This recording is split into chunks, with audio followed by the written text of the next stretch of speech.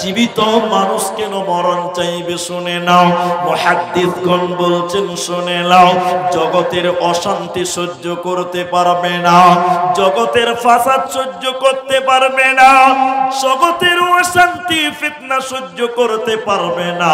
তখন জীবিত মানুষ আল্লাহকে বলবে, আল্লাহ মরণ দাও, মরণ দাও, মৃত্যু দাও।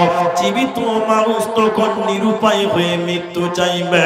জগতে শান্তি রবে না, রবে না, রবে না। একই ফিতনা শুরু হলো, জেনে রাখো সবে মসজিদ হবে, অলিতে গলিতে মুসল্লি হবে না,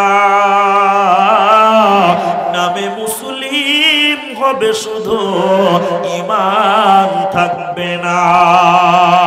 একই ফিতনা শুরু হলো, জেনে রাখো সবে মসজিদ হবে, অলিতে গলিতে নামাজি হবে না, নামে মুসলিম হবে শুধু, ঈমান থাকবে না। ওতে বন্ধুরে, পৃথিবীর অশান্তি সহ্য করতে না পেরে মানুষেরা বলবে মরণ দাও, মৃত্যু দাও, মরণ দাও। কিন্তু মৃত্যু চাওয়া যাবে না, হারাম করেছে। বিশ্বনবী বলছেন, হুযায়ফা রে, এমন একটা সময় আসবে রে, মানুষেরা দাজ্জাল কামনা করবে।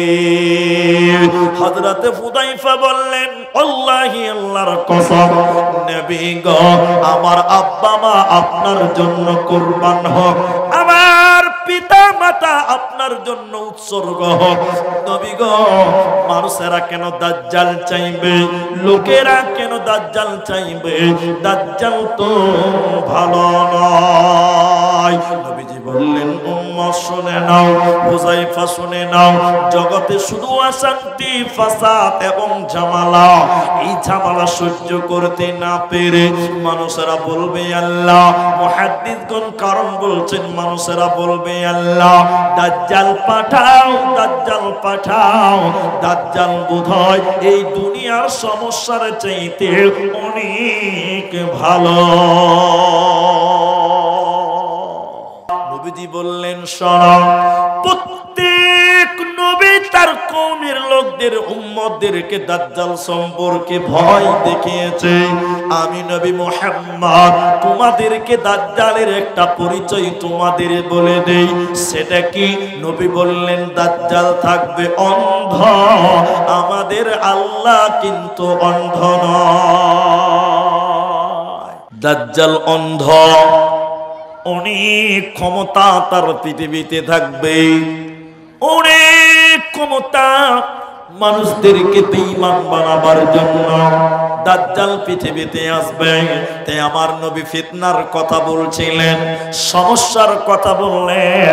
প্রথম নাম্বার হলো দাজ্জালের সমস্যা, দাজ্জালের ফিতনা।